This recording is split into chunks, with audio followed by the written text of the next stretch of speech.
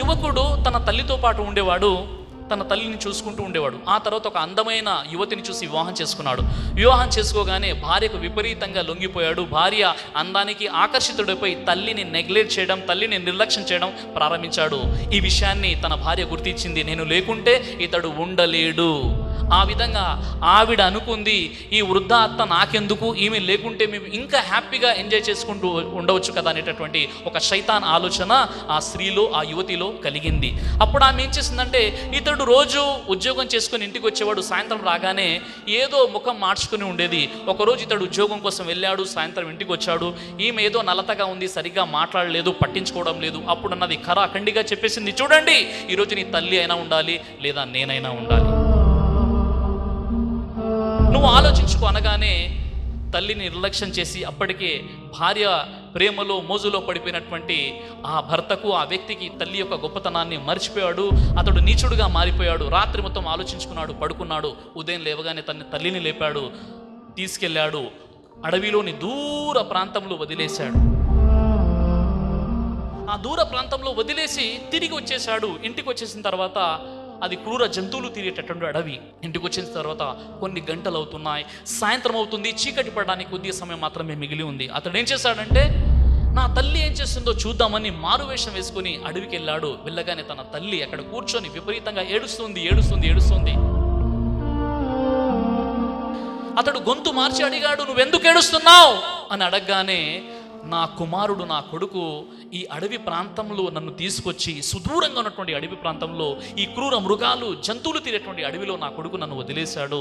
అతడు క్షేమంగా ఇంటికి చేరాడో లేదో, మార్గ మధ్యంలో జంతువులు ఏవైనా వేటాడాయేమో అని నేను భయపడుతున్నాను. నా కొడుకు క్షేమంగా చేరాడనే వార్త ఉంటే మీరు చెప్పండి, నేను ప్రశాంతంగా ఇక్కడే ఈ జంతువులకు బలైపోతాను, కానీ నా కొడుకు మాత్రం క్షేమంగా ఇంటికి చేరుకోవాలనేదే నా తపన అని ఆ తల్లి అంటుంది. అమ్మ మనసే మంచి మనసు. అమ్మకు శాపనార్థాలు ఉండవు. అమ్మ ఎప్పుడూ మంచినే కోరుకుంటుంది. మీరు చూడండి, ఎప్పుడైనా ఇంట్లో ఎంతోమంది పిల్లలు ఉంటారు. ఒకరికేమో బిర్యానీ అంటే ఇష్టం, మరొకరికి గుత్తొంకాయ అంటే ఇష్టం, ఇంకొకరికి సాంబారు అంటే ఇష్టం, ఇంకొకరికి రసం అంటే ఇష్టం. ఇలా వేరు వంటకాల్లో వేరు విధంగా పిల్లలకు ఇష్టం వచ్చిన విధంగా తల్లి వంట చేసి పెడుతుంది. ఎప్పుడైనా అమ్మ తనకు ఇష్టమైన వంట ఎప్పుడు కూడా ఇంట్లో చేయదు. ఇప్పుడు కూడా పిల్లలకు ఇష్టమైనటువంటి వంటకాలే తల్లి చేస్తుంది, కానీ తల్లికి ఇష్టమైనటువంటి వంటకం అనేది ఇంట్లో ఉండదు. ఆ విధంగా పిల్లల్ని తల్లి పెంచుతుందో, అలాంటి తల్లి పట్ల ఇలాంటి వైఖరిని కలిగి ఉండడం ఎంత నీచమైనటువంటి విషయమో చూడండి మిత్రులారా. కళ్ళు మూసుకొని ప్రేమించేది ప్రియురాలు, కళ్ళు తెరుచుకొని ప్రేమించేది స్నేహితురాలు, కళ్ళు ఉరిమి ప్రేమించేది భార్య, కళ్ళల్లో ప్రేమ కనపడకుండా ప్రేమించేది అమ్మ, కళ్ళు మూసే వరకు ప్రేమించేది నాన్న. అమ్మ ప్రపంచానికి నిన్ను పరిచయం చేస్తుంది, నాన్న ప్రపంచాన్ని నీకు పరిచయం చేస్తాడు. అమ్మ భద్రత, నాన్న బాధ్యత.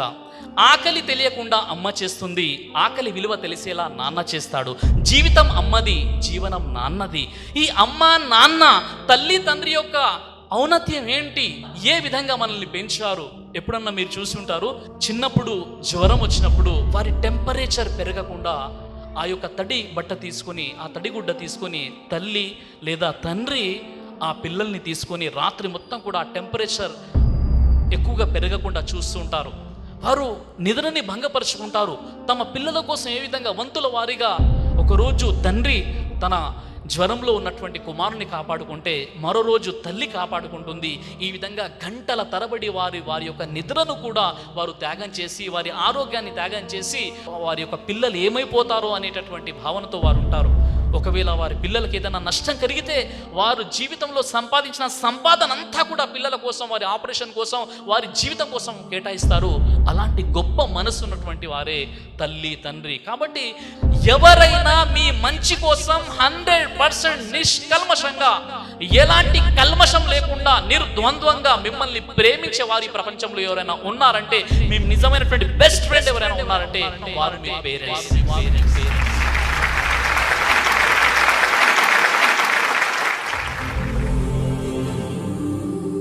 బ్రదర్ సిరాజ్ అని యూట్యూబ్ ఛానల్ని మీరు సబ్స్క్రైబ్ చేసినట్లయితే ఇన్షాల్లా దేవచిత్తం అయితే మీకు వీడియోస్ వస్తుంటాయి. అదేవిధంగా బ్రదర్ సిరాజ్ అనేటటువంటి ఫేస్బుక్ని కూడా లైక్ చేయడం వల్ల మీకు వీడియోస్ వస్తుంటాయి.